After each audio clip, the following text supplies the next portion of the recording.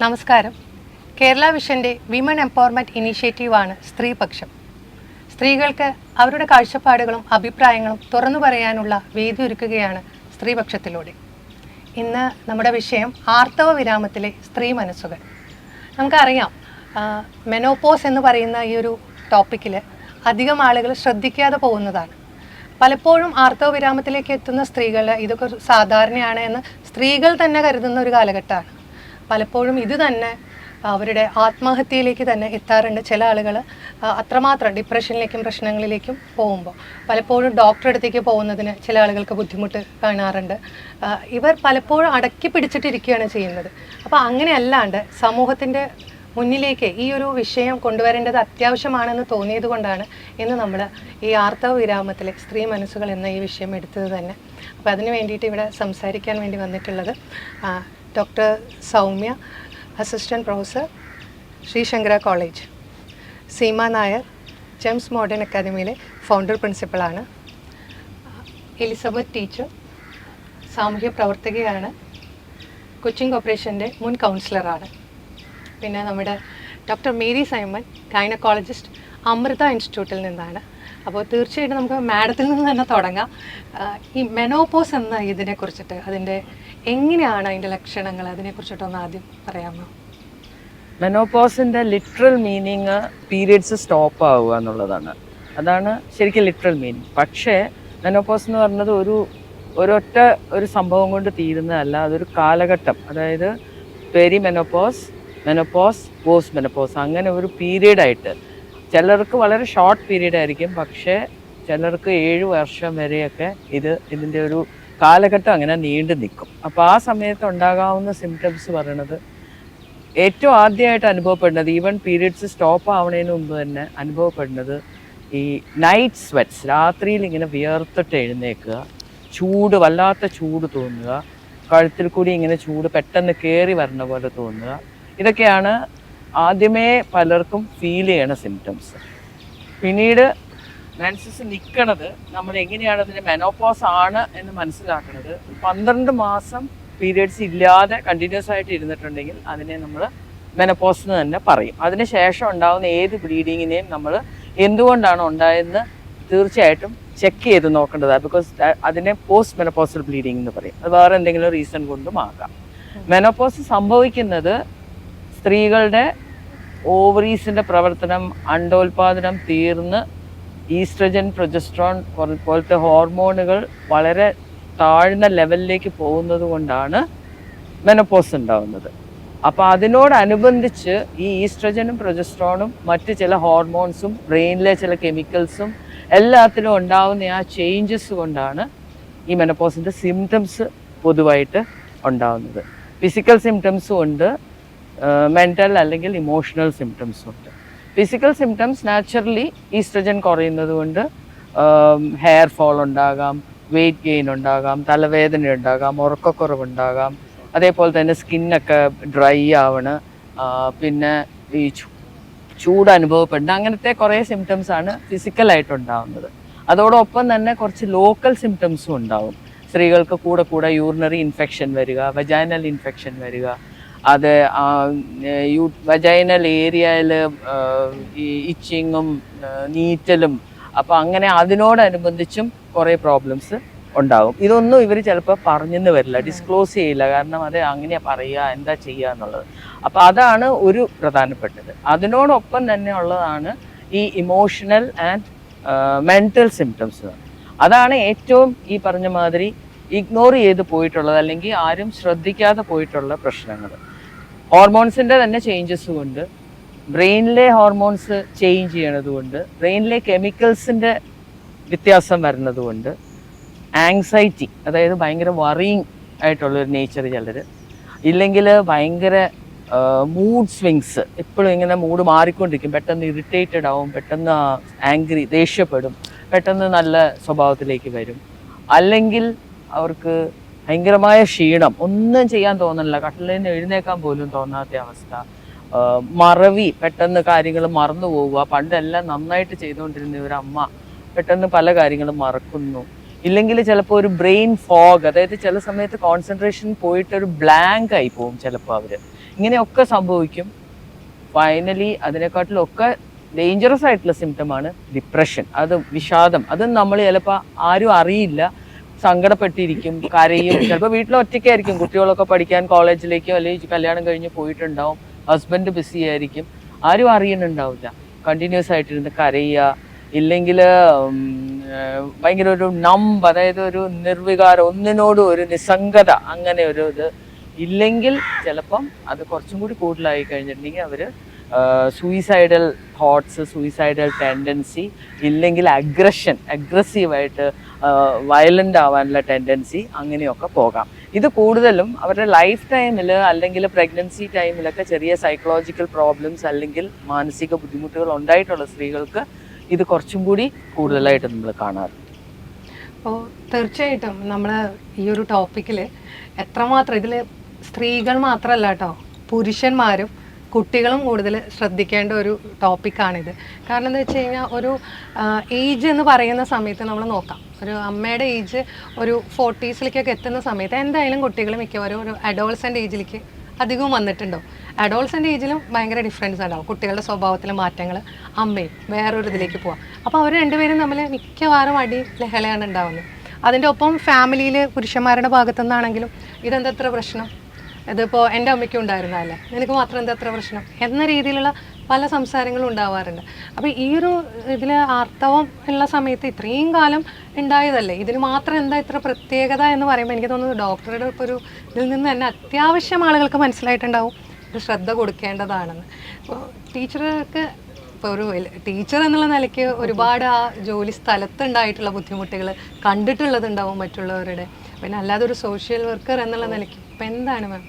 Doctor പറഞ്ഞ കാര്യങ്ങൾ കേട്ടപ്പോൾ ഞാൻ എല്ലാത്തിനും നിന്ന് തലകുലുക്കുമായിരുന്നു. കാരണം ഞാൻ ആ ഒരു സ്റ്റേജിലുള്ള ആളായതുകൊണ്ട് കറക്റ്റ് അനുഭവങ്ങൾ ആ ഒരു അത്ര ഇല്ലെങ്കിലും ഡോക്ടർ പറഞ്ഞത് എല്ലാവർക്കും ഒരുപോലെ ആണെന്നല്ലല്ലോ പറഞ്ഞത്, പലർക്കും പല രീതിയിലാണല്ലോ.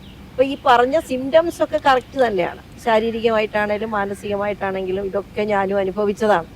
ഞാൻ ആ ഒരു മെനോപോസ് സ്റ്റേജ് കഴിഞ്ഞ ഒരു വ്യക്തി ആയതുകൊണ്ട്. അപ്പോൾ ശരിക്കും പറഞ്ഞാൽ ഈ ഇതിനെ അഭിമുഖീകരിക്കുന്ന പല വീട്ടിലെ പ്രശ്നങ്ങളും ഉണ്ട്. അതായത് ചില വീട്ടിൽ വളരെയധികം നമ്മളോട് പൊരുത്തപ്പെടുന്ന അല്ലെ നമ്മളെ മനസ്സിലാക്കുന്ന ഭർത്താക്കന്മാരാണെങ്കിൽ ഈ ഒരു സ്റ്റേജ് വളരെ ഈസി ആയിട്ട് കൈകാര്യം ചെയ്യാൻ സാധിക്കും. ഒന്ന്. രണ്ടാമത്തെ കാര്യം, മാനസികമായി അല്പം ബലവും അല്പം ആ ഒരു ശക്തിയുള്ള ഒരു സ്ത്രീ ആണെങ്കിൽ ഇതിനെ ഓവർകം ചെയ്യാനുള്ള ഒരു മനസ്സ് അവർക്കുണ്ടാവും. അതിനെ ചെയ്യാനുള്ള ആ ഒരു മെന്റാലിറ്റിയോടുകൂടി തന്നെ മുന്നോട്ട് പോകും. ഇത് ഏറ്റവും കൂടുതൽ ബാധിക്കുന്നത് എനിക്ക് തോന്നുന്നത് വീട്ടിലിരിക്കുന്ന വേറെ കൂടുതൽ ജോലി അല്ലെ ഒരു വീട്ടമ്മയായിട്ട് മാത്രം കഴിയുന്ന സ്ത്രീകൾക്കാണ് ഇത് കൂടുതൽ ബാധിക്കുന്നത്. കാരണം കുട്ടികൾ സ്കൂളിൽ പോയി ഭർത്താവ് ജോലിക്ക് പോയാൽ ഒറ്റയ്ക്കാവും.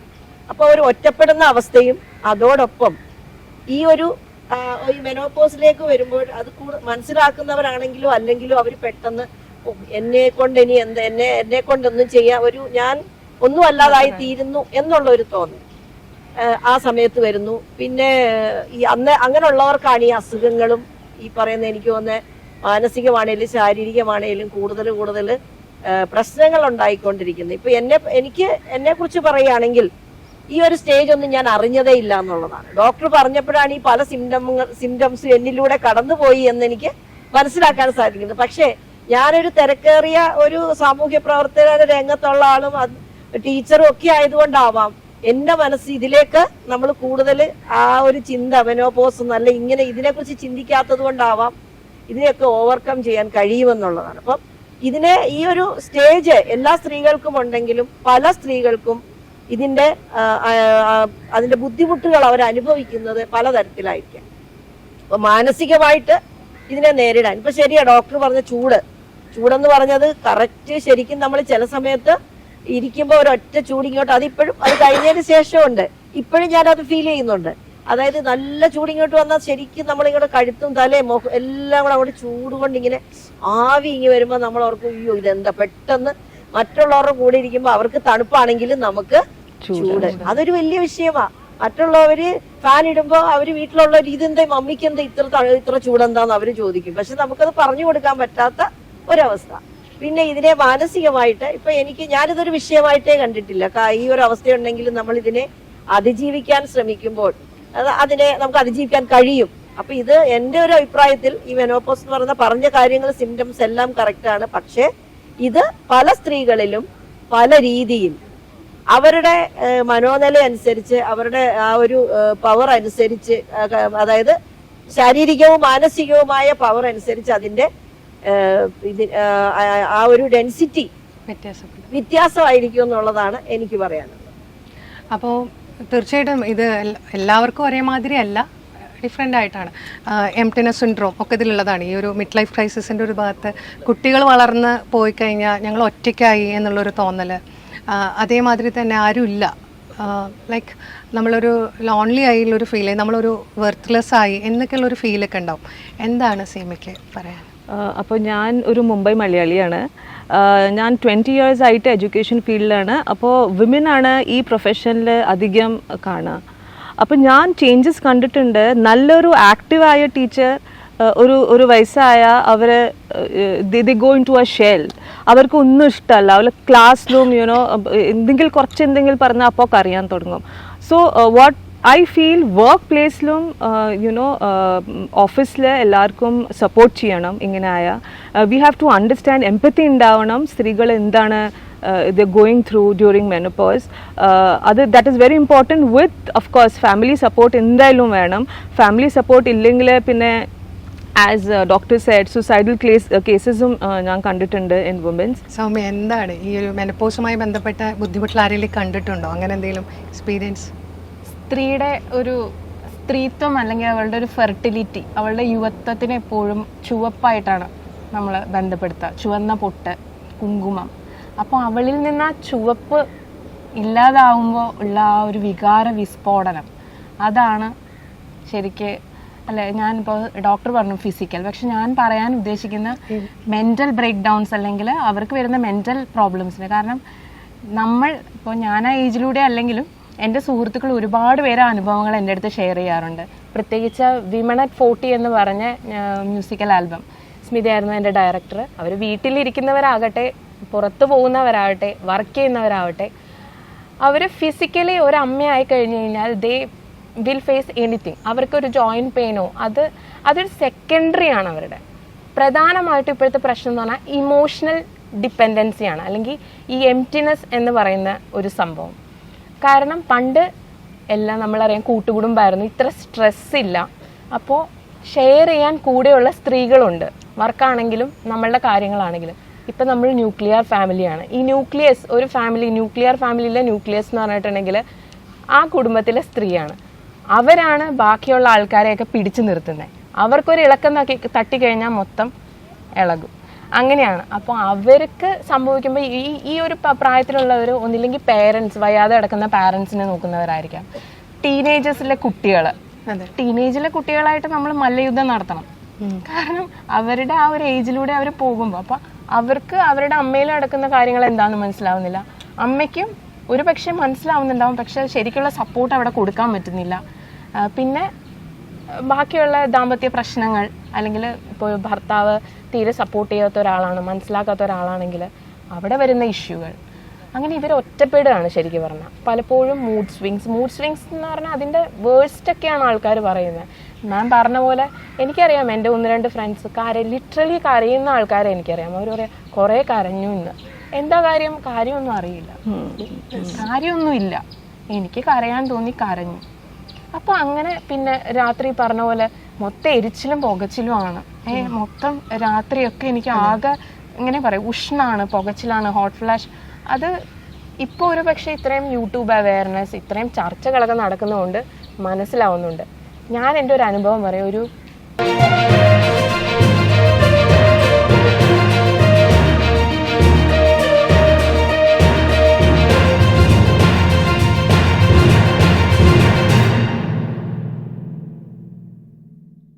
എനിക്കറിയാം എൻ്റെ 1-2 ഫ്രണ്ട്സ് ലിറ്ററലി കരയുന്ന ആൾക്കാരെ എനിക്കറിയാം. അവർ പറയാം കുറേ കരഞ്ഞു ഇന്ന്. എന്താ കാര്യം? കാര്യമൊന്നും അറിയില്ല, കാര്യമൊന്നുമില്ല, എനിക്ക് കരയാൻ തോന്നി കരഞ്ഞു. അപ്പോൾ അങ്ങനെ പിന്നെ രാത്രി പറഞ്ഞ പോലെ മൊത്തം എരിച്ചിലും പുകച്ചിലുമാണ്. മൊത്തം രാത്രിയൊക്കെ എനിക്ക് ആകെ ഇങ്ങനെ പറയും ഉഷ്ണാണ്, പുകച്ചിലാണ്, ഹോട്ട് ഫ്ലാഷ്. അത് ഇപ്പോൾ ഒരു പക്ഷേ ഇത്രയും യൂട്യൂബ് അവയർനെസ്, ഇത്രയും ചർച്ചകളൊക്കെ നടക്കുന്നതുകൊണ്ട് മനസ്സിലാവുന്നുണ്ട്. ഞാൻ എൻ്റെ ഒരു അനുഭവം പറയും. ഒരു 10-15 വർഷം മുമ്പ് യൂട്യൂബ് മലയാളികളിലൊക്കെ എത്തിയിട്ട് വളരെ കുറച്ച് നാളായിട്ടുള്ളൂ. അപ്പോൾ എൻ്റെ ഒരു സുഹൃത്തിൻ്റെ അമ്മ അവർ കാണുമ്പോൾ പറയും, മോളെ എൻ്റെ കൈയൊക്കെ നോക്കും, ഇങ്ങനെ തടിച്ച് വന്നിട്ടുണ്ട് എനിക്കിങ്ങനെ. അപ്പോൾ എന്താണ്, എനിക്ക് ഭയങ്കര ഉഷ്ണമാണ്, ഞാൻ നിറയെ വെള്ളം കുടിച്ചിട്ടൊന്നും എനിക്ക് അന്നൊന്നും നമുക്കിത് മനസ്സിലാവില്ല ഇത് എന്താണെന്നുള്ളത്, ഇത് എന്താണ് ഇവർക്ക് സംഭവിക്കുന്നത് എന്നുള്ളത്. ഇപ്പോൾ പക്ഷേ ഒരാൾ നമ്മളോട് വന്ന് പറയുകയാണെങ്കിൽ നമുക്ക് പറയാം, ഇതാണ് കാര്യം, ഇങ്ങനെയാണ്, നിങ്ങൾ ഗൈനക്കോളജിസ്റ്റിനെ കൺസൾട്ട് ചെയ്യും, നിങ്ങൾക്ക് വേണ്ട ട്രീറ്റ്മെൻറ്റ് അവിടെ നിന്ന് കിട്ടും, അല്ലെങ്കിൽ ഒരു പ്രോപ്പർ ഗൈഡിങ് ഇപ്പോൾ പലർക്കും കിട്ടുന്നുണ്ട്. പക്ഷേ എങ്കിൽ കൂടി ഇത് എല്ലാവരിലേക്കും എത്തുന്നില്ല. അത് സ്ത്രീകൾ മാത്രമല്ല, കൂടെ നിൽക്കുന്ന എല്ലാ പുരുഷന്മാരും, അല്ലെങ്കിൽ അച്ഛനാകട്ടെ, ഭർത്താവാകട്ടെ, അനിയനാകട്ടെ, ഇനി മകനാകട്ടെ, മകളാകട്ടെ, എല്ലാവർക്കും ഇതിൻ്റെ അവയർനെസ് കൊടുക്കണം. ഇത് ഒരു ഗ്രൂപ്പ് ഓഫ് ആൾക്കാരിൽ ഒതുങ്ങുന്നതല്ല. കാരണം ഇന്നത്തെ സ്ത്രീകൾ അനുഭവിക്കുന്ന സ്ട്രെസ് അത്രയുമാണ്. വർക്ക് സൈഡിൽ അവർക്ക് അത്രയും പ്രഷർ ഉണ്ടാകും, വീട്ടിൽ അത്രയും പ്രഷർ ഉണ്ടാകും, മകളെ പഠിപ്പിക്കാൻ അത്രയും പ്രഷർ ഉണ്ടാകും. അപ്പോൾ അവർ അനുഭവിക്കുന്നത് എന്ന് പറഞ്ഞാൽ അത്രയും ഒരു സ്ട്രെസ്സിലൂടെ പോകുമ്പോഴായിരിക്കാം നോർമലി അവർ ഇത്രയും ഒരു കാരണം ഹോർമോണിൻ്റെ നമ്മൾ വിചാരിക്കുന്ന ഹോർമോണൽ ചേഞ്ചസ് മൈക്രോഗ്രാം ലെവലിലാണ് അല്ലേ ഡോക്ടർ, മൈക്രോഗ്രാം ലെവലിലാണ് ഈ ചേഞ്ചസ് വരുന്നത്. അതിന് ഒരുപാട് ഇമോഷണൽ ഇമ്പാക്റ്റ് ഉണ്ടാക്കാൻ പറ്റും. അപ്പം നേരത്തെ ഞാൻ തുടങ്ങിയതൊരു വികാര വിസ്ഫോടനം എന്നുള്ള പേരിലാണ്, അവിടെ തന്നെയാണ് വന്ന് നിൽക്കുന്നത്. കാരണം ഈ ട്രാൻസിഷൻ, ഈ മെനപ്പോസൽ ട്രാൻസിഷൻ വളരെ സ്മൂത്തായി നടക്കുന്നത് വളരെ ചെറിയ ഒരു ചുരുക്കം പേരിലേ ഉള്ളൂ. അപ്പോൾ അതല്ലാതെ ഒരു 90% സ്ത്രീകളും ഒരുപാട് ബുദ്ധിമുട്ടുകളിലൂടെയാണ് പോകുന്നത്. അത് കൂടെയുള്ളവർ മനസ്സിലാക്കുക, അവർക്കൊരു കൈത്താങ്ങാവുക, അവരെ ഒപ്പം ചേർക്കുക, അവരുടെ ഒപ്പം നീങ്ങുക, ഞാനുണ്ട് എന്നൊരു തോന്നിപ്പിക്കൽ, അത് അമ്മ ആരാണെങ്കിലും ഞാനുണ്ടെന്ന് ഒരു തോന്നിപ്പിക്കൽ അവർക്കുണ്ടാകുക, അതാണ് അവർക്ക് വേണ്ടത്. അത്രയേ ഉള്ളൂ അവർക്ക് വേണ്ടത്, ബാക്കി അവർ സഹിച്ചോളും എന്നാണ് എൻ്റെ ഫ്രണ്ട് അല്ലെങ്കിൽ എന്നോട് പറയുന്ന ആൾക്കാർ പറയുന്നത്. എന്നെ മനസ്സിലാക്കാനൊരു സ്ഥലം, അത്രയാണ് അവർ ഉദ്ദേശിക്കുന്നുള്ളൂ. ബാക്കി പിന്നെ പ്രോപ്പറായിട്ട് ഗൈഡ് ലൈൻ കൊടുത്ത് ഒരു ഡോക്ടറിനെ കണ്ട് ട്രീറ്റ് ചെയ്യുക. ഇതിപ്പോൾ പലപ്പോഴും ഉണ്ടാകുന്നൊരു പ്രശ്നം എന്താണെന്ന് വെച്ച് കഴിഞ്ഞാൽ ഡോക്ടേഴ്സിൻ്റെ അടുത്തേക്ക് പോകാൻ മടിയുണ്ട്. ഇപ്പോൾ ഈ മെനോപോസ് എന്ന് പറയുമ്പോൾ തന്നെ ഈ ഒരു വർഷത്തെ ഇതിനിടയിൽ ഗ്യാപ്പ് ഇട്ടിട്ട് ചിലപ്പോൾ വരും, ചിലപ്പോൾ ഒരു മാസത്തിൽ തന്നെ 2 എണ്ണം വരും, അങ്ങനെ പലപ്പോഴും അങ്ങനെ നിന്നു പോകും. അപ്പോൾ ഇതിൻ്റെ ഇടയിൽ ചില ആൾക്കാർ 5-6 മാസമൊക്കെ വരില്ലാണ് എപ്പോഴും ഇതാണ് തെറ്റിദ്ധരിക്കുന്നവരുണ്ട്.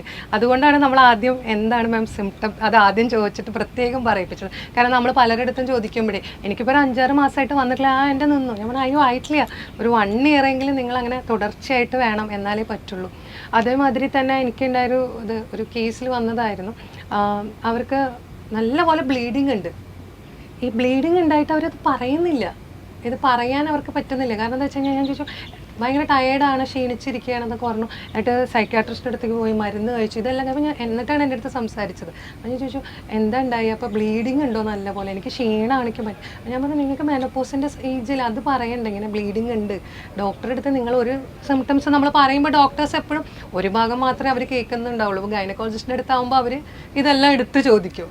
സൈക്യാട്രിസ്റ്റിൻ്റെ അടുത്തേക്ക് പോകുമ്പോൾ ആ ഭാഗം ചോദിക്കുന്നില്ലല്ലോ, അവർ പറയാതെ ഡോക്ടർ നോർമലി ഉള്ള കുറേ കാര്യങ്ങൾ ചോദിച്ചു. അപ്പോൾ ഞാൻ പറയും ബ്ലീഡിങ് ഉണ്ട് എന്നുള്ളത് നിങ്ങൾ ഗൈനക്കോളജിസ്റ്റിൻ്റെ അടുത്ത് പോയിട്ട് വേഗം പറയൂ, അത്യാവശ്യമുള്ളൊരു കാര്യം. അപ്പോൾ പലപ്പോഴും ഇത് പറയാതിരിക്കുക. പിന്നെ ഹസ്ബൻഡിനോട് എങ്ങനെയാണ് പറയാം. പിന്നെ നേരത്തെ പറഞ്ഞില്ലേ മാം, ഈ ഡ്രൈനെസ് എന്ന് പറഞ്ഞ സമയത്ത് സെക്ഷൽ കാര്യങ്ങൾക്ക് അതൊരു ബുദ്ധിമുട്ടാവുന്നുണ്ട്, പല ഫാമിലിയിലേക്കും അത് ബാധിക്കുന്ന ഒരു ഇഷ്യൂസ് വരുന്നുണ്ട്. പിന്നെ അതുകൂടാതെ ഈ എല്ലുകൾ പൊടിയുന്നത്, പല്ലുകൾക്ക് പ്രശ്നങ്ങൾ വരുന്നത്, ഇതെല്ലാം ഇതിൻ്റെ ഭാഗമായിട്ട് നമുക്ക് ചേഞ്ചസ് വരുമ്പോൾ വരുന്നതല്ലേ, അതിനെക്കുറിച്ചിട്ടും കൂടി ഒന്ന് പറയാം. ആക്ച്വലി ബോൺ ഹെൽത്തും അതും ഇത് ഈസ്ട്രജൻ ഡിപ്പെൻഡൻ്റ് ആണ്. ഈസ്ട്രജൻ കുറഞ്ഞു കഴിയുമ്പോഴത്തേക്കും കാൽഷ്യത്തിൻ്റെ ലെവൽസ് കുറഞ്ഞ് ബോൺസ് വീക്ക് ആവാനും പെട്ടെന്ന് ഫ്രാക്ചർ ഉണ്ടാവാനും, അത് സ്ത്രീകളെ കണ്ടിട്ടില്ലേ, ഹിപ്പ് ഫ്രാക്ചർ അല്ലെങ്കിൽ കൈ റിസ്റ്റിൻ്റെ ഫ്രാക്ചറൊക്കെ ഒരു ചെറിയ വീഴ്ചയിൽ തന്നെ അവർക്കത് സംഭവിക്കും. ഒന്നാമത് അവരുടെ മസിൽസ് അത്ര സ്ട്രോങ് ആയിരിക്കില്ല, സോ ആ സപ്പോർട്ടിങ് ഇതുണ്ടാവില്ല. അതിൻ്റെ കൂടെ തന്നെ ഈ ഈസ്ട്രജൻ്റെ ഡെഫിഷ്യൻസി കൊണ്ടുണ്ടാവുന്നതാണ്. അതാണ് ബോൺസിൻ്റെ. ടീത്ത് ഓഫ് കോഴ്സ് നമ്മൾ ഡെന്റൽ ഹൈജീൻ നമ്മൾ ശരിക്കും പറഞ്ഞാൽ ഞാൻ സാധാരണ വിമൻ ആഫ്റ്റർ 40 അവിടെയാണ് ഏറ്റവും വൾണറബിൾ ആയിട്ടൊരു സ്റ്റേജ്. കാരണം ഏർലിയർ സ്റ്റേജിൽ നമ്മൾ പ്രഗ്നൻസി, ഡെലിവറി അങ്ങനെ ഇങ്ങനെയൊക്കെ പറഞ്ഞ് എപ്പോഴും ഏതെങ്കിലും ഒരു ഡോക്ടറെ ഡെഫിനറ്റ് ആയിട്ട് കണ്ടിട്ടുണ്ടാവും. അപ്പം നമ്മൾ നമ്മുടെ ആ ഒരു കണ്ടീഷൻ നമ്മൾ നോക്കി കറക്റ്റ് ചെയ്ത് പോകുന്നതായിരിക്കും. 40 വയസ്സാകുമ്പോൾ ഈ പറഞ്ഞ മാതിരി ഫാമിലി കമ്മിറ്റ്മെന്റ്സിന്റെ ഇതങ്ങ് വരും. ഇൻലോസ് ഉണ്ടാവും, അല്ലെങ്കിൽ പാരൻസ് ഉണ്ടാവും, ഹസ്ബൻഡ് ഉണ്ട്, കുട്ടികളുണ്ട്, അങ്ങനെ പല ഇഷ്യൂസ് വന്നു കഴിയുമ്പോഴത്തേക്കും ഈ സ്ത്രീകള് അവരവരുടെ കാര്യം ഏറ്റവും ലാസ്റ്റ് വെക്കുന്നത്.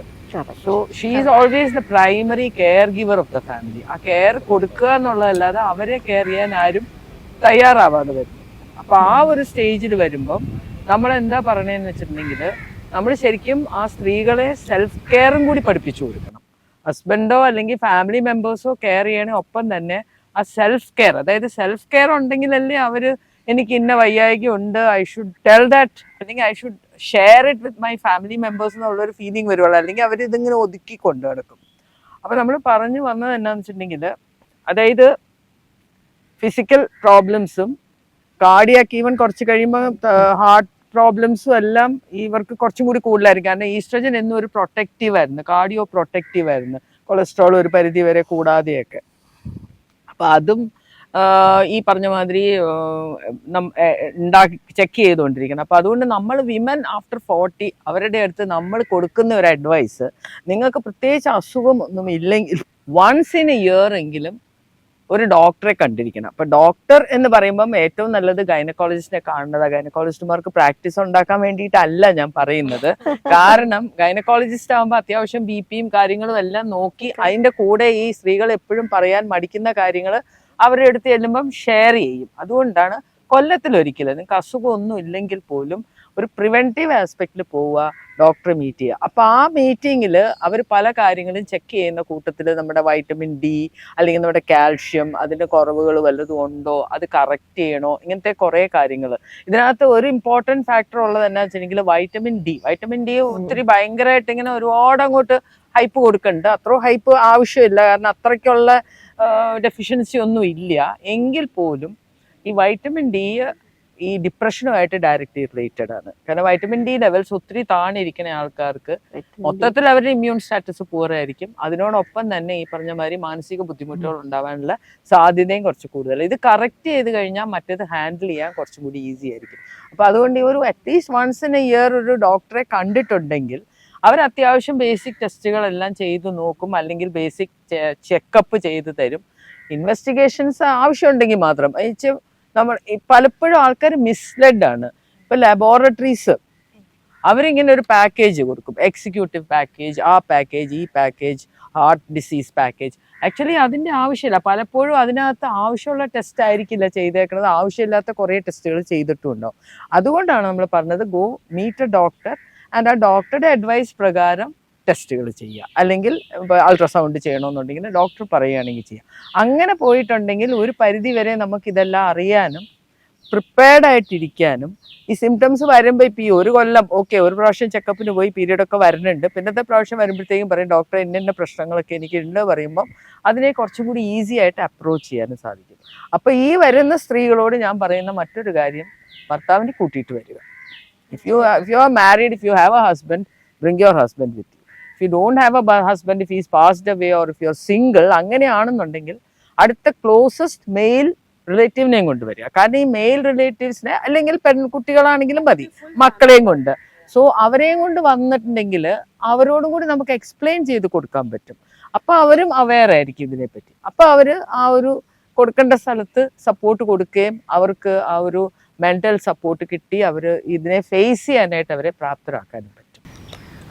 അപ്പോൾ ടീച്ചർ ഇപ്പോൾ ഈ ഒരു ഇപ്പോൾ പറഞ്ഞു നേരത്തെ ജോലി ആയതുകൊണ്ട് കുറേ ബുദ്ധിമുട്ട് അറിയാണ്ട് പോയി. ഇപ്പം വീട്ടിലിരിക്കുന്ന സ്ത്രീകളുടെ ഒരു ബുദ്ധിമുട്ടും അത് തന്നെയാണ്. കാരണം ചിന്തിച്ചു കൂട്ടും ഈ സമയത്ത്. പിന്നെ ഈ പറഞ്ഞ മാതിരി മറവി എന്ന് പറഞ്ഞതും ഒരു പ്രശ്നമാണ്. പലപ്പോഴും ഇത് ഐഡൻറ്റിഫൈ ചെയ്യാത്തത് കൊണ്ടാണ്.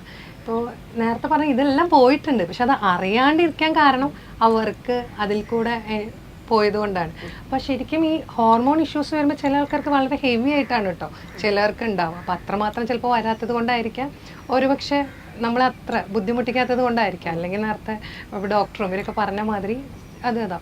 അപ്പോൾ എങ്ങനെയാണ് ഈ ഒരു വർക്കിംഗ് പാറ്റേണിൽ ഇരിക്കുന്ന സമയത്ത്, ഇപ്പോൾ അധ്യാപകരെന്നൊക്കെ പറയുമ്പോൾ നമ്മുടെ സ്കൂളുകളിലാണെങ്കിലും ഇവിടെയൊക്കെ എന്താണ് ഇതിന് വേണ്ട സൗകര്യങ്ങളും കാര്യങ്ങളും ശരിക്കും എന്തെങ്കിലും ഉണ്ടോ? ഇതിനെക്കുറിച്ചിട്ടുള്ള ഒരു അവയർനെസ് ഉണ്ടോ ശരിക്കും അധ്യാപകർക്കിടയിലാണെങ്കിലും? ഇങ്ങനെയൊക്കെ അധ്യാപകർക്കിടയിൽ ഇപ്പം ഉള്ളൊരു ഗുണമെന്ന് പറഞ്ഞാൽ പരസ്പര ഷെയറിങ്.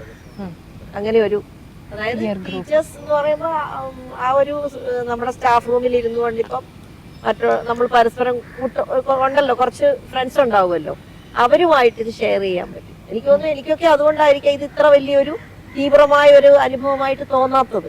കാരണം നമ്മൾ പലരുടെ അനുഭവങ്ങൾ ഷെയർ ചെയ്യുന്നു. ഇതിപ്പോ ഇങ്ങനെ അങ്ങോട്ടാ പറയുമോ ഇന്ന പോലെ ഇന്നതായിരിക്കാം. നമ്മൾ ഈ ലക്ഷണം വരുമ്പോഴേ പറയും. അപ്പൊ ബ്ലീഡിങ്ങിന്റെ കാര്യം പറഞ്ഞു. ബ്ലീഡിങ് കൂടുമ്പോൾ എനിക്ക് അതുപോലെ ഉണ്ടായിട്ടുണ്ട്. ഈ പറഞ്ഞ പോലെ ഒരു 6 months കഴിഞ്ഞതിന് ശേഷം ഭയങ്കരമായ അപ്പൊ ഉടനെ എന്റെ ഒരു ഫ്രണ്ട് എന്റെ കൂടെ ഉണ്ടോ ഒരു ടീച്ചർ പറഞ്ഞു, ഇത് ടീച്ചർ ഇതുപോലെ ഇത് ഉണ്ടാവും കേട്ടോ, പേടിക്കണ്ട, ഇതിന്റെ അനുഭവം, ഇതിന്റെ ആ ഒരു സിംറ്റമാണ്.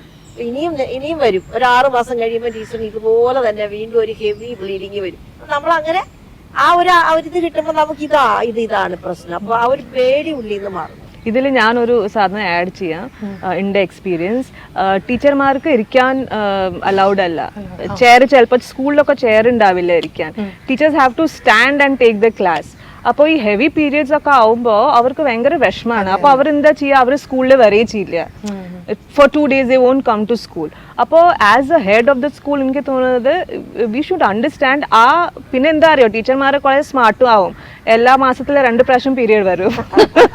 അപ്പൊ അതും നോക്കണം, you know. So you have to be careful. അപ്പോ ഞാൻ ആ ഹൈറ്റിൽ പോയിട്ടുണ്ട്. എൻ്റെ അടുത്ത് ഒരു ലിസ്റ്റ് ഉണ്ട്. അതില് ഏതാ teacher which month, you know. And ആ 2-3 ദിവസം ഞാൻ അവരെ അലൗ ചെയ്യും ഇരുന്നിട്ട് പഠിപ്പിക്കാൻ. So the work place plays a very important role. എപ്പോഴും നമ്മൾ അതിന് വേണ്ടതാണ്. പിന്നെ എനിക്ക് തോന്നുന്നത് ഹൈജീൻ ആയിട്ടുള്ള ടോയ്ലറ്റ്സും കാര്യങ്ങളും അത് വളരെ പ്രധാനപ്പെട്ടതാണ്. പിന്നെ ഈ ഹോട്ട് ഫ്ലഷസ് വരുന്ന സമയത്ത് ഫാനും കാര്യങ്ങളും പറ്റില്ല. അത് കാരണം അത് വളരെ ഈ ഒരു കുറെ ആൾക്കാർക്കിടയിൽ എവിടെയെങ്കിലും ഒരു ഫാനൊക്കെ ആയിട്ടാണ് പലതും ഉണ്ടാവുക. പഴയ കോളേജുകളിലും കാര്യങ്ങളിലൊന്നും ഇല്ല, സൗകര്യം ഇല്ല. പിന്നെ ഇപ്പൊ വരുന്നതിൽ കുറച്ചും കൂടി മരുന്നുണ്ട്. ഇപ്പൊ സ്റ്റാഫിനൊക്കെ നല്ല ടോയ്ലറ്റ് ഉണ്ട്. പക്ഷെ എല്ലായിടത്തും എത്തിയിട്ടില്ല. ഇപ്പോഴും എല്ലായിടത്തും ഇല്ല. സാധാരണ 95% പ്രൈവറ്റ് സ്കൂൾസിലേക്കാണ് കൂടുതൽ ഗവൺമെന്റ് സ്കൂൾസിൽ ചില മോഡേൺ ആയിട്ട് കൊണ്ടുവരുന്നുണ്ട്. ചില സ്കൂളുകൾ മാത്രമല്ല, കോളേജ്, ഇൻഡസ്ട്രീസ് ആണെങ്കിലും ടെക്സ്റ്റൈൽ ഷോപ്പ്, അവിടെയൊക്കെ കണ്ടിന്യൂസ് വർക്കിംഗ് ആണ്. അതിന്റെ ഇടയിൽ അവര് ഭക്ഷണം കഴിക്കാൻ ചിലപ്പോൾ 10 minute ആയിരിക്കും അവർക്ക് കിട്ടുന്നത്. അവിടെ പോയി അവരെങ്ങനെ ഹൈജീനായിട്ട് ഇത് കീപ്പ് ചെയ്യും എന്നുള്ളതൊക്കെ വലിയ ഇഷ്യൂ ആണ്. ഇൻഫെക്ഷനും കാര്യങ്ങളും ഒക്കെ ഇൻക്രീസ് ചെയ്യുന്നത്. അതിനൊക്കെയുള്ള പ്രൊവിഷൻ എല്ലാവരും അവിടെയാണ്. എല്ലാവരും ഇത് മനസ്സിലാക്കണം, എല്ലാ തലത്തിലും. ലീവ് കൊടുക്കില്ലല്ലോ, ലീവ് എടുക്കാനും പറ്റില്ല, കാരണം പേടിച്ചിട്ടാ വരിക. ഈ സമയത്ത് ഈ ബ്ലീഡിങ് സാധാരണ ചില ആൾക്കാർക്ക് കുഴപ്പമുണ്ടാവില്ല, കുറച്ചൊന്നും ഉണ്ടാവും. ചില ആൾക്കാർക്ക് അങ്ങനെയല്ല മാം. നല്ല ഹെവി ബ്ലീഡിംഗ് എന്ന് പറഞ്ഞു കഴിഞ്ഞാൽ അവർക്ക് ഒരു രക്ഷയില്ല. ആ ഒരു രീതിയിലാണ് വരും. ഈ സമയത്ത് അതുപോലെ തന്നെ ഉണ്ടാവും. നല്ല അത് 2-3 ദിവസമല്ല, കുറെ നാള് 8-10 days ഉണ്ട്. നമ്മള് ഈ കുറെ നാള് ചെറുതായിട്ടാണെങ്കിലും നമ്മൾ കുറെ നാള് ആ ഒരു ഫീലിംഗ് എന്ന് വെച്ചാൽ എനിക്ക് തോന്നുന്നു ഒരു കുറെ മാസങ്ങൾ ഞാൻ ഈ പാഡ് ഉപയോഗിച്ച് തന്നെ പോകേണ്ടി വന്നു.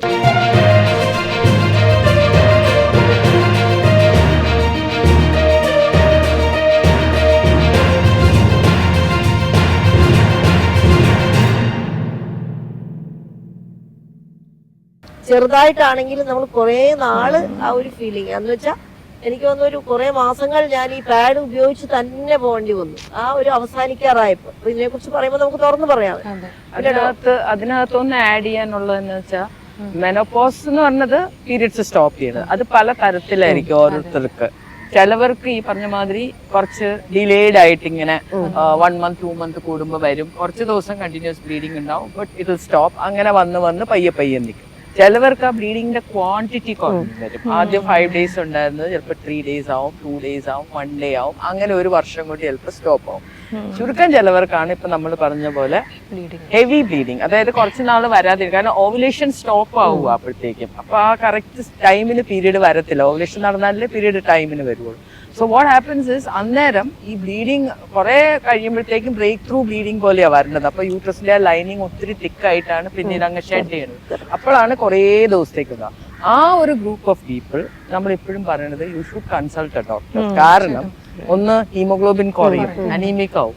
രണ്ടാമത് ഈ പറഞ്ഞ മാതിരി ഫാറ്റീഗ്, നമ്മുടെ ജോലി ഇതിന്റെ ഇടയിൽ കൂടി. അതിന്റെ മൂന്നാമത്തെ ഒരു കാര്യം എന്ന് വെച്ചിട്ടുണ്ടെങ്കിൽ വേറെ എന്തെങ്കിലും അസുഖം ഇതിന്റെ കൂടെ ഉണ്ടോന്ന്. കാരണം നമ്മൾ മിഡിൽ ഏജിലാണ്. ക്യാൻസർ സ്ക്രീനിങ് അല്ലെങ്കിൽ സ്കാനിങ് അങ്ങനത്തെ ഇതൊക്കെ ഒന്ന് ചെയ്ത് എല്ലാം ഓക്കെ ആണോ എന്നൊന്ന് റൂൾ ഔട്ട് ചെയ്ത് പോരുന്നത് നല്ലത്. അവര് ഹീമോഗ്ലോബിൻ ചെക്ക് ചെയ്ത് അവരുടെ അനീമിയ കറക്റ്റ് ചെയ്യണം. അങ്ങനെ കുറച്ച് കാര്യങ്ങളുണ്ട്. പിന്നെ ചില വളരെ മൈൽഡ് ആയിട്ടുള്ള മെഡിക്കേഷൻസ് ഉണ്ട്. അത് കഴിച്ചു കഴിഞ്ഞിട്ടുണ്ടെങ്കിൽ ഹെവി ബ്ലീഡിങ് കുറയും. പ്രോസ്റ്റാഗ്ലാൻഡിൻ ഇൻഹിബിറ്റേഴ്സ് എന്നൊക്കെ പറഞ്ഞിട്ടുള്ള ടാബ്ലറ്റ്സ്. അപ്പൊ അതൊക്കെ ചെയ്യാവുന്നതാണ്. ഡോക്ടർ പറഞ്ഞ കാര്യം വളരെ ശരിയാണ്. എനിക്ക് ഇതുപോലെ അനുഭവം ഉണ്ടായപ്പോൾ ഞാൻ കണ്ടു, ഇങ്ങനെ കണ്ടിന്യൂസ് ആയിട്ട് കുറെ നാള് ബ്ലീഡിങ് ഉണ്ടായപ്പോൾ ഞാൻ പോയി ഡോക്ടറെ കൺസൾട്ട് ചെയ്തു. ഡോക്ടർ ഒരു സ്കാനിങ് പറഞ്ഞു. സ്കാൻ ചെയ്തപ്പോഴാണ് എന്റെ യൂട്രസ് തിക്കാണ്. യൂട്രസിന്റെ ഇപ്പൊ ഡോക്ടർ പറഞ്ഞ പോലെ തന്നെ തിക്നെസ് കൂടുതലായതുകൊണ്ടാണ് ഇത് നിൽക്കാതെ ഇങ്ങനെ വന്നുകൊണ്ടേയിരിക്കുന്നതെന്ന് പറഞ്ഞു. അപ്പൊ നമുക്ക് ആശ്വാസമായി. എന്നിട്ട് അതിന് ഡോക്ടർ മെഡിസിൻ തന്നു. ആ മെഡിസിൻ എനിക്ക് ഒരു 2-3 മന്ത്സ് ഞാൻ കഴിച്ചു. കഴിച്ചതിന് ശേഷമാണ് പിന്നെ അത് പൂർണ്ണമായിട്ട് മാറി. പിന്നെ ഒരിക്കലും അങ്ങനെ ഒരു പ്രശ്നമേ ഉണ്ടായിട്ടില്ല. അത് പൂർണ്ണമായിട്ട് ഞാൻ അതിൽ നിന്ന് മുക്തിയായി.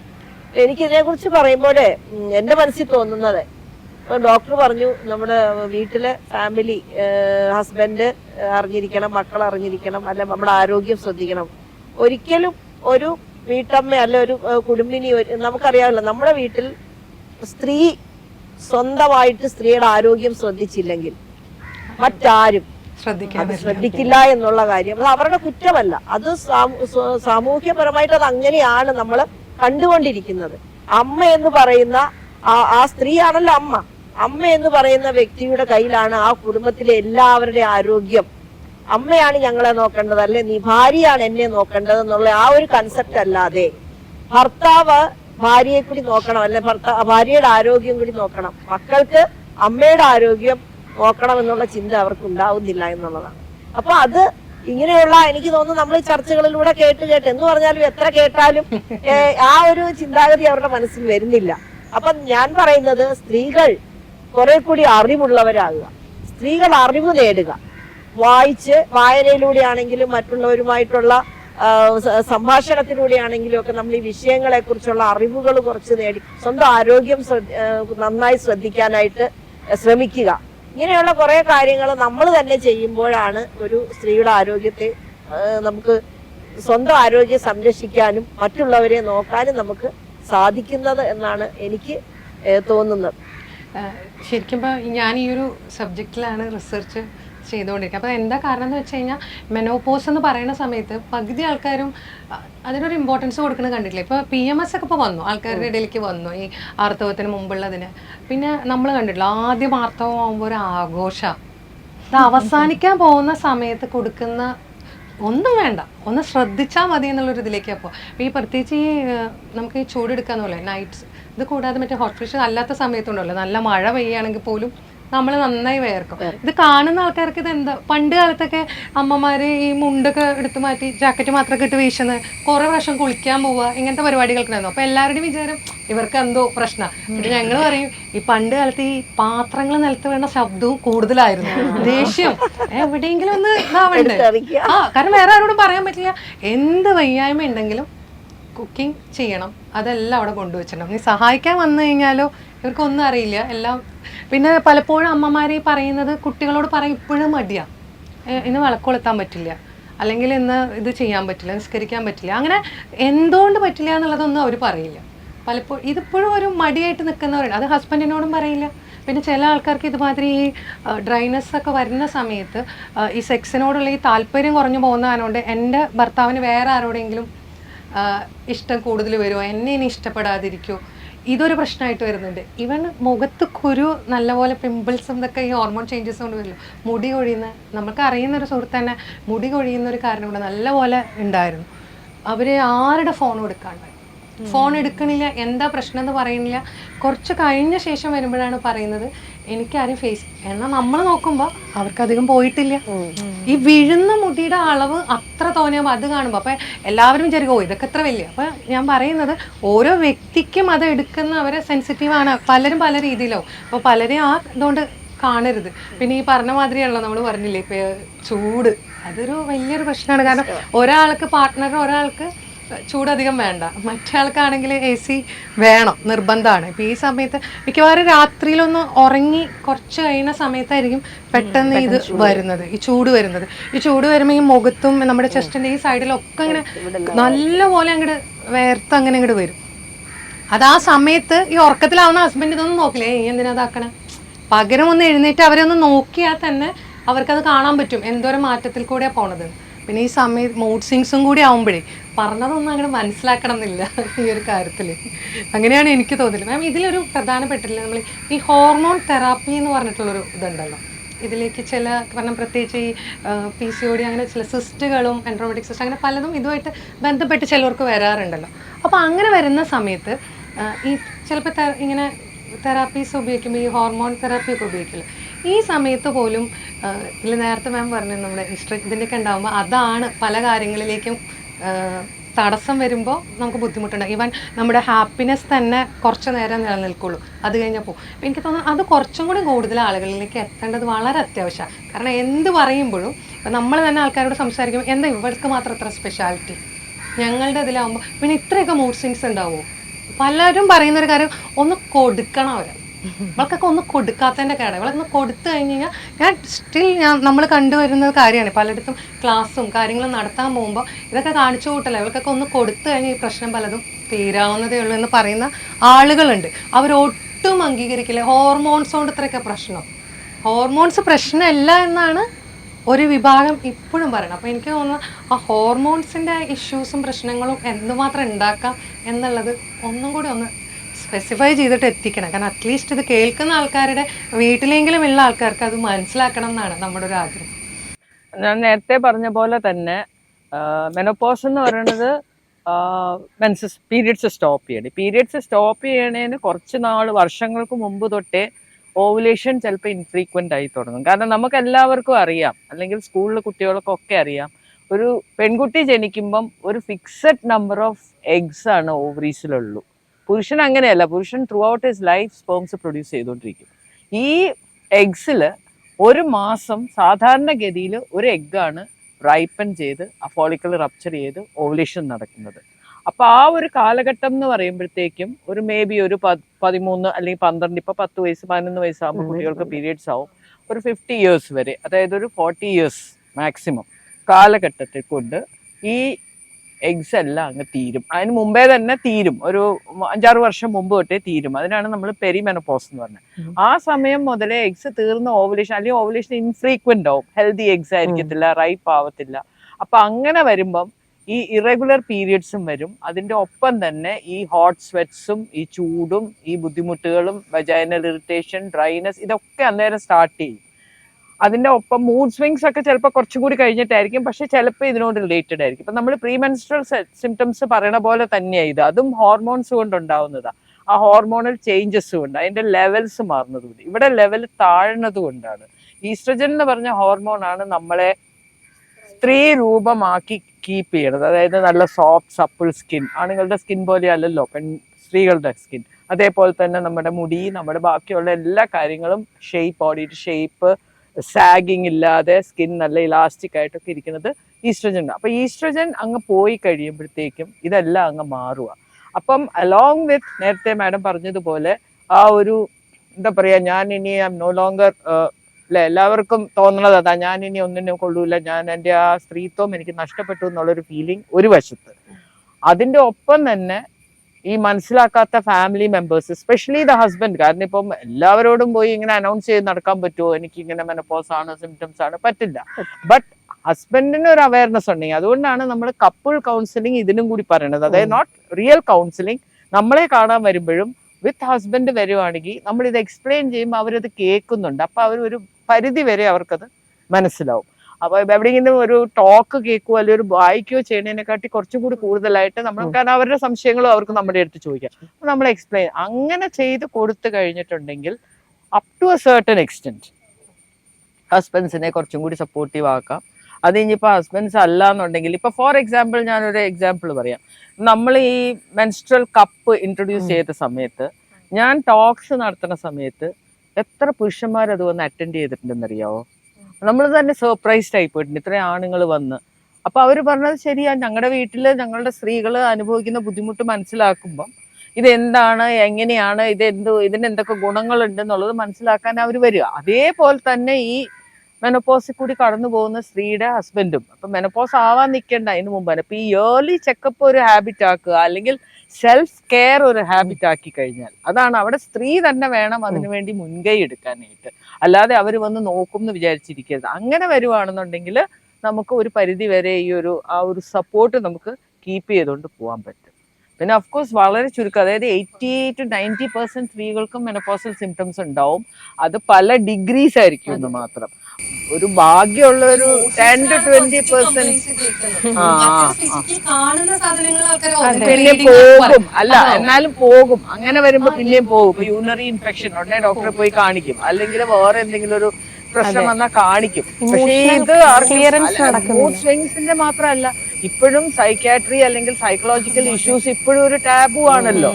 ആൾക്കാർക്ക് ബുദ്ധിമുട്ടല്ലേ അതിനെപ്പറ്റി സംസാരിക്കാൻ. അപ്പൊ അത് തന്നെയാണ് ഇവിടെ സംഭവിക്കുന്നത്. ഈ സെക്ഷുവൽ റിലേഷനോട് താല്പര്യക്കുറവുണ്ടാവും, അതും കുടുംബ ബന്ധങ്ങൾക്ക് പ്രശ്നങ്ങളുണ്ടാവും. രണ്ട് റീസൺസാ വരുന്നത്. ഒന്ന് ഹോർമോണൽ ചേഞ്ചസ്, ലിബിഡോ കുറയും, ആ സെക്ഷൽ ഡിസയർ കുറയും. Second thing is because of the local atrophy, dryness, അതൊക്കെ വരുന്നത് കൊണ്ട് അവർക്ക് പെയിൻഫുൾ ആയിരിക്കും. അപ്പൊ ഈ ഭർത്താക്കന്മാർ ഇത് അവെയർ അല്ലെങ്കിൽ മൊത്തം കൺഫ്യൂഷൻ ആയി. അവര് ഭയങ്കരമായിട്ട് ബുദ്ധിമുട്ടും. സ്ത്രീകൾ, പല സ്ത്രീകളും ബുദ്ധിമുട്ടി ഹസ്ബൻഡിനോട് ഇത് പറയാനും പറ്റണില്ല. പേടിയാ. പറഞ്ഞാലും അവർക്ക് മനസ്സിലാകണമെന്നില്ല. അവര് വേറെ ചിന്തിക്കും. അപ്പൊ അങ്ങനെ പല അനുഭവങ്ങൾ ഞാൻ കേട്ടിട്ടുണ്ട്. അറ്റ്ലീസ്റ്റ് ഇപ്പൊ ഇത് കേൾക്കുന്നവർക്ക് മനസ്സിലായിട്ടല്ലോ, ഇതൊരു അവരുടെ ഒരു പ്രശ്നമല്ല.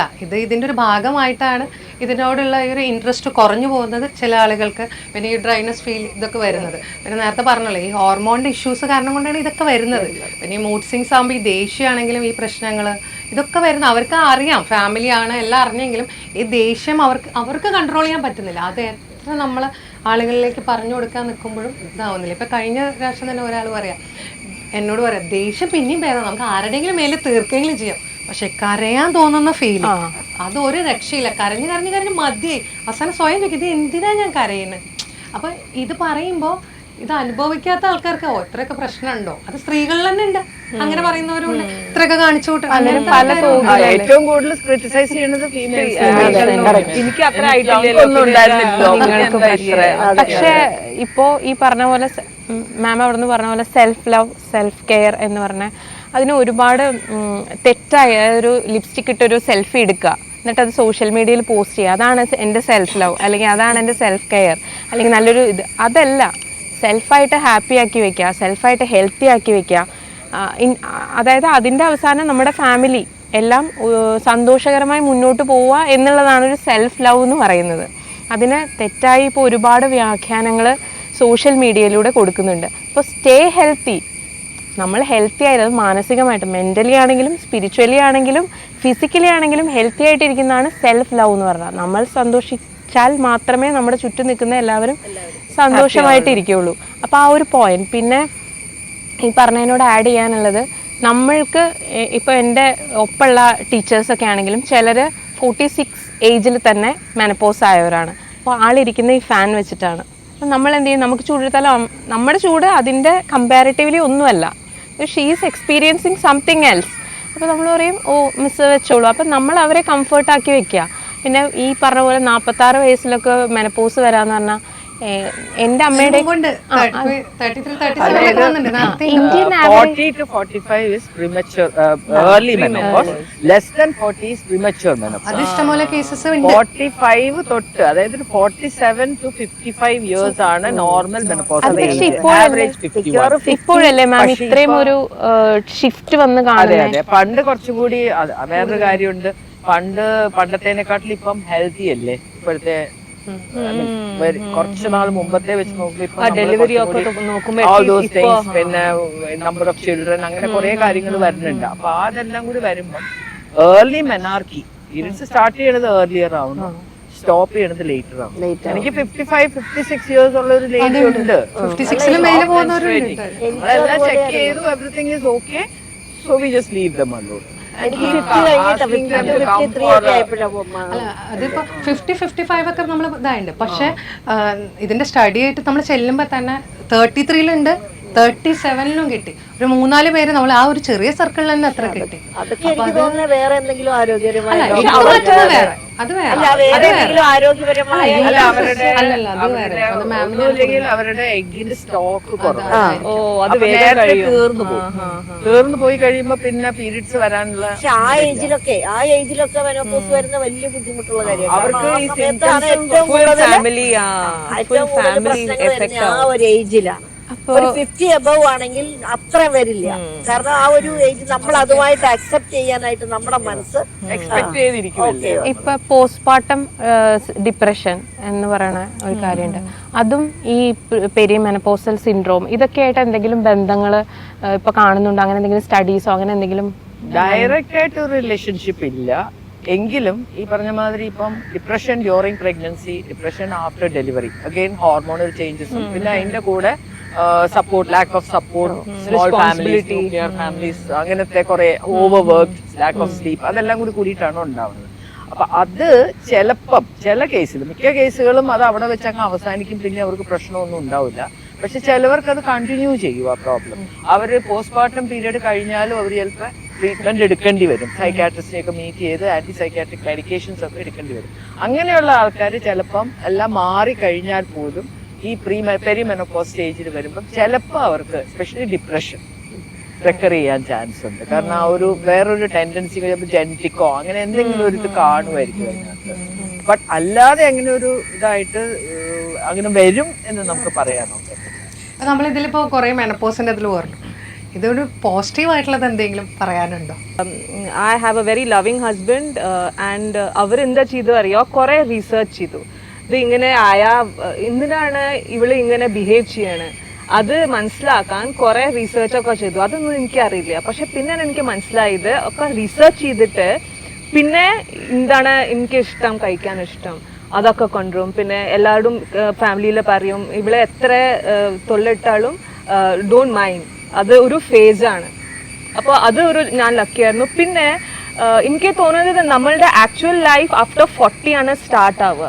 എന്താ അറിയോ, നമ്മളുടെ കുട്ടികളുടെ എഡ്യൂക്കേഷൻ ഒക്കെ കഴിയും, അവിടെ 10th സ്റ്റാൻഡേർഡ് കഴിയും, പിന്നെ ഇൻലോസ് ഒക്കെ ചിലപ്പോൾ ദിൽ നോട്ട് ബി ദെയർ, നമ്മളുടെ പേരൻസും. സോ ആഫ്റ്റർ 40-45 എനിക്ക് തോന്നുന്നത് നമ്മളുടെ മെനി റെസ്പോൺസിബിലിറ്റീസ് ഒക്കെ കഴിയും. ഇത് സ്കൂളിൽ പോകുമ്പോൾ ടിഫിൻ ഉണ്ടാക്കണം, ഇത് ചെയ്യണം, അത് അതൊക്കെ കുറേ കഴിയും. അത് കഴിഞ്ഞിട്ടാണ് നമ്മളുടെ ആക്ച്വൽ ലൈഫ് തുടങ്ങുക. അപ്പോൾ നമ്മൾക്ക് എന്താ ചെയ്യണം, ഒരു ബക്കറ്റ് ലിസ്റ്റ് ഉണ്ടാക്കിയിട്ട് we should enjoy our life. ഇങ്ങനെ ചെയ്താൽ എനിക്ക് തോന്നുന്നത് കുറേ മെനപ്പോസിൻ്റെ ആ ഇഫക്ട്സ് കുറവാകും.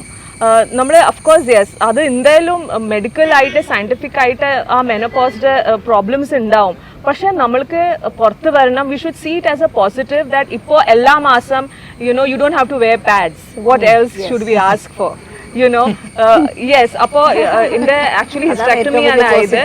യെസ്, അതാണ് പോസിറ്റീവ്. എന്താ അറിയാ, അല്ലെങ്കിൽ ഈ സമയത്ത് അമ്പലത്തിൽ പോകാൻ പറ്റില്ല, അയ്യോ ഈ സമയത്ത് you cannot go to a wedding. അപ്പൊ അത് ഒരു ടെൻഷനും ഇല്ല. And that is when you start enjoying your life. So I think നമ്മൾക്ക് we should take this positively. അപ്പൊ എന്തായാലും രണ്ട് സൈഡിൽ നിന്നുള്ള ഒപ്പീനിയൻ നമുക്ക് കിട്ടിക്കഴിഞ്ഞു. കാരണം ഇതിലെ ബുദ്ധിമുട്ടുകൾ ഇപ്പം ഈ പറഞ്ഞ മാതിരി ഇതിലൊരു സൗമ്യ പറഞ്ഞ ഒരു പോയിന്റ് കൂടി ഞാനിവിടെ എടുത്ത് പറയുകയാണ്. ചില സ്ത്രീകൾക്ക് ഇത് അവരുടെ ആ ഒരു സ്ത്രീത്വം അതിനെയാണ് ഇതുമായിട്ട് കണക്ട് ചെയ്തിട്ട് നിൽക്കണവർക്ക് അവർക്ക് ഭയങ്കര ഒരു ടെൻഷനാണ്. ഇനി എനിക്ക് എൻ്റെ ഹസ്ബൻഡിൻ്റെ ആഗ്രഹങ്ങൾ ഫുൾഫിൽ ചെയ്യാൻ പറ്റില്ല എന്നുള്ളൊരു രീതിയിൽ ഞാൻ ഒന്നിനും കൊള്ളാതെ അങ്ങനെ ഒരു രീതിയിലേക്ക് വരുന്നുണ്ട്. പിന്നെ ഈ പറഞ്ഞ മാതിരിയാണ് ഇതെല്ലാവർക്കും വരുന്നൊരു കാര്യമാണ്. അപ്പോൾ ഇതിനെ അതിങ്ങനെ എടുക്കാതിരിക്കുക. നിങ്ങൾക്ക് എന്തെങ്കിലും പ്രശ്നങ്ങൾ കാണുകയാണെങ്കിൽ തീർച്ചയായിട്ടും ഡോക്ടറെ കാണാൻ മടിക്കാതിരിക്കുക. കാരണം ഈ ഒരു സമയത്ത് ചെക്കപ്പ് നടത്തുമ്പോഴാണ് എന്താണ് കുഴപ്പങ്ങളെന്ന് നമുക്ക് മനസ്സിലാക്കാൻ പറ്റുള്ളൂ. പലപ്പോഴും ഗൂഗിൾ സെർച്ച് ചെയ്തിട്ടോ അല്ലെങ്കിൽ ബുക്സ് റീഡ് അത് വാങ്ങിക്കുമ്പോൾ അറിവ് തരുമെങ്കിലും അത് കംപ്ലീറ്റ് ആണെന്ന് വിചാരിക്കരുത്. കാരണം എല്ലാ പ്രശ്നങ്ങൾക്കും ഉള്ള മരുന്ന് അവിടെ നിന്നല്ല. നമ്മൾ പോകേണ്ടത് ഡോക്ടറുടെ അടുത്തേക്ക് പോയിട്ട് കൺസൾട്ട് ചെയ്തിട്ട് എന്താ പ്രശ്നം നോക്കണം. കാരണം പല സമയത്തും നമ്മൾ ഇവിടെ ഡോക്ടർ പ്രത്യേകം നമ്മളോട് എടുത്തു പറഞ്ഞിട്ടുണ്ട്, ഫാമിലി ആയിട്ട് തന്നെ പോകാൻ നോക്കുക. കാരണം പാർട്ട്ണറും കൂടി അറിഞ്ഞാൽ മാത്രമാണ് നമുക്ക് ഈ പ്രശ്നത്തിന് കൂടുതൽ ഹെൽപ്പ് ചെയ്യാൻ പറ്റുള്ളൂ. കാരണം എപ്പോഴും ഒരു പാർട്ട്ണർ അറിഞ്ഞിരിക്കണം എൻ്റെ ഭാര്യയ്ക്ക് എന്താണ് സംഭവിച്ചു കൊണ്ടിരിക്കുന്നത്, അവൾ എന്തുകൊണ്ടാണ് ഇങ്ങനെ പെരുമാറുന്നത്. അതുമാത്രമല്ല ഹസ്ബൻഡിനെ അത് മനസ്സിലാക്കി കൊടുക്കുമ്പോൾ അവരുടെ ഭാഗത്തുനിന്നും കൂടി സപ്പോർട്ട് ഉണ്ടാകും. കാരണം എല്ലാവർക്കും അത് ഹാൻഡിൽ ചെയ്യാൻ പറ്റണമെന്നില്ല. കാരണം വളർത്തിക്കൊണ്ടുവരുന്ന ഒരു പാട്രിയാർക്കി സൊസൈറ്റിയുടെ ഭാഗം തന്നെയാണ് ഇപ്പോഴും പുരുഷന്മാരിൽ കുറേ ആളുകൾ കുറേയൊക്കെ ചേഞ്ച് ആയിട്ടുണ്ടെങ്കിലും. അപ്പോൾ സ്ത്രീ എന്ന് പറയുന്ന ആൾക്കാരെ എല്ലാ ഫീലിങ്സിനെയും അടക്കി ഒതുക്കി അങ്ങനെ ഇരിക്കണം അങ്ങനെയൊന്നുമില്ല. പിന്നെ നേരത്തെ സേവ ഇവിടെ പറഞ്ഞ മാതിരി ഇതിൽ നമ്മൾ കുറച്ചും കൂടി കഴിഞ്ഞാൽ ഈ പറഞ്ഞ മാതിരി ചിലപ്പോൾ യൂട്രസ് എടുത്ത് മാറ്റേണ്ട പല പ്രശ്നങ്ങൾ കൊണ്ടായിരിക്കാം, ചിലർക്ക് നേരത്തെ ഉണ്ടാവും, അല്ലാതെ ആവും, എന്തോ ആവട്ടെ ആ സിറ്റുവേഷനെ നമ്മളത് ഫേസ് ചെയ്യുക. അത് ഓക്കെ, അതൊരു ഭാഗമാണ്, നമ്മൾ അതിനെ എടുക്കുക. അത് വെച്ച് മറച്ചു വെക്കരുത്. അതാണ് എനിക്ക് എടുത്തു പറയാനുള്ളൊരു കാര്യം. മറച്ചു വെക്കരുത്. നിങ്ങൾക്ക് ഇങ്ങനെ ഫിസിക്കലാണെങ്കിലും മാനസികമായ പ്രശ്നങ്ങളാണെങ്കിലും തീർച്ചയായിട്ടും നിങ്ങൾ ഫാമിലിയോട് പറയാം. ഫാമിലിയുടെ സപ്പോർട്ടും നമ്മൾ കൊടുക്കണം. വാർത്തവ വിരാമം എന്ന് പറയുമ്പോൾ അവിടെയും നമുക്ക് അടുത്ത ഒരു പുതിയ ഘട്ടത്തിലേക്ക് നമ്മൾ കടക്കുകയാണ്. അതും നമ്മുടേതായ ഒരു ലോകത്തിലേക്ക് നമ്മൾ പോവുകയാണ്. അപ്പോൾ എല്ലാവരും അതിനെ അത്രയും ഹാപ്പി ആയിട്ട് തന്നെയാണ് നമ്മൾ അതിനെ ഏറ്റെടുക്കേണ്ടതെന്നാണ് എനിക്ക് പറയാനുള്ളത്. അപ്പോൾ ഈ ഒരു വിഷയത്തിൽ എല്ലാവരും നല്ല രീതിയിലാണ് സംസാരിച്ചത്. അപ്പോൾ എല്ലാവരോടും നന്ദി. Thank you. സ്ത്രീപക്ഷത്തിൻ്റെ ഈ എപ്പിസോഡ് ഇവിടെ അവസാനിക്കുകയാണ്. എനിക്ക് പ്രത്യേകം പറയാനുള്ളത്, പുരുഷന്മാരെന്തായാലും ഈ ഒരു വിഷയത്തിന് കൂടുതൽ ശ്രദ്ധ കൊടുത്തേ പറ്റൂ. കാരണം വീട്ടിൽ സമാധാനം രണ്ടുപേരും കൂടി വിചാരിച്ചാലേ നടക്കുകയുള്ളൂ. അപ്പോൾ അടുത്ത വിഷയവുമായിട്ട് നമുക്ക് സ്ത്രീപക്ഷത്തിൽ കാണാം. നന്ദി, നമസ്കാരം. ലാത്തി കുഞ്ഞുങ്ങൾക്ക് ഉൽപാദന ശേഷി ഉണ്ടായിരുന്നെങ്കിൽ ഞാൻ 1000 ലാത്തി കുഞ്ഞുങ്ങളെ പ്രസവിക്കുമായിരുന്നു എന്ന് പറഞ്ഞ് KR ഗൗരിയമ്മയ്ക്ക് രക്ഷയില്ല ഇവിടെ. പിന്നെ ഈ പറയുന്ന സിന്ധുവിനോ ഷൈനോ ദീപ്തിക്കോ ഒക്കെ എന്ത് ചെയ്യാൻ കഴിയുന്നു എന്നുള്ളത് വളരെ ചിന്തിക്കേണ്ട ഒരു വിഷയമാണ്. അപ്പൊ സ്ത്രീക്ക് ഇതിനെ കൗണ്ടർ ചെയ്ത് പുറത്തു വരിക എന്ന് പറയുന്നത് വലിയ എഫേർട്ട്. പുരുഷൻ എടുക്കുന്നതിന്റെ ഒരു 100 എഫേർട്ട് കൂടുതൽ സ്ത്രീ എടുക്കേണ്ടി വരും. കുടുംബത്തിൽ നിന്നും അല്ലെങ്കിൽ അത്തരം സോഷ്യൽ ഇൻസ്റ്റിറ്റ്യൂഷനിൽ നിന്നും പുറത്തു വരിക, സ്ത്രീക്ക് പ്രത്യേക സമയം കൽപ്പിക്കുന്ന ഒരു സമൂഹം, അല്ലെങ്കിൽ സ്ത്രീക്ക് എത്രത്തോളം ആകാമെന്ന് സ്വാതന്ത്ര്യം കൽപ്പിക്കുന്ന ഒരു സമൂഹം, ആ സമൂഹത്തിൽ നിന്ന് കുറെ കൂടി മുന്നോട്ട് വരാൻ സ്ത്രീകൾക്ക് കഴിയണം. ഷൈൻ ടീച്ചർ ഉൾപ്പെടെ മത്സരിച്ച മണ്ഡലങ്ങളൊന്ന് പരിശോധിക്കുക. വിജയസാധ്യതയുള്ള മണ്ഡലങ്ങൾ ഏതൊക്കെയാണ്? ഓരോ പാർട്ടിയെ സംബന്ധിച്ച് വിവിധ മണ്ഡലങ്ങളിൽ വിജയസാധ്യതയുണ്ട്. അപ്പോൾ ഈ ഓരോ രാഷ്ട്രീയ പാർട്ടിയും വിജയസാധ്യതയുള്ള മണ്ഡലങ്ങളിൽ എത്ര സ്ത്രീകളെ നിർത്തി, എത്ര സീറ്റുകൾ അങ്ങനെ കൊടുക്കാൻ തയ്യാറായി, അതൊരു യാഥാർത്ഥ്യമാണ്. അതിൻ്റെ മുന്നിൽ കണ്ണടച്ചിട്ട് കാര്യമില്ല. തെരഞ്ഞെടുപ്പിന്റെ ഘട്ടത്തിൽ സ്ഥാനാർത്ഥി നിർണയം വരുന്ന അവസരത്തിൽ പൊതുവെ സ്ത്രീകൾ വലിയ തോതിൽ പിന്തള്ളപ്പെട്ടു പോകും. ആ പിന്തള്ളപ്പെടൽ കൊണ്ട് തന്നെയാണ് ഇത്തവണ കേരളത്തിൽ നിന്ന് ലോക്സഭയിലേക്ക് ഒരു വനിതാ MP പോലും ഇല്ലാതെ പോയത്. അങ്ങേറ്റം അപമാനകരമായ ഒരു കാര്യമാണിത്. എപ്പോഴും ഈ ഒരു പാട്രിയാർക്കി സൊസൈറ്റിയുടെ ഇത് പൊളിറ്റിക്സിലും ബാധകമാണോ എന്നതിനെ കുറിച്ചിട്ടാണ് നമ്മൾ രാഷ്ട്രീയത്തിലെ സ്ത്രീ എന്ന ഈ ഒരു പ്രോഗ്രാമിൽ ചർച്ച ചെയ്യുന്നത്.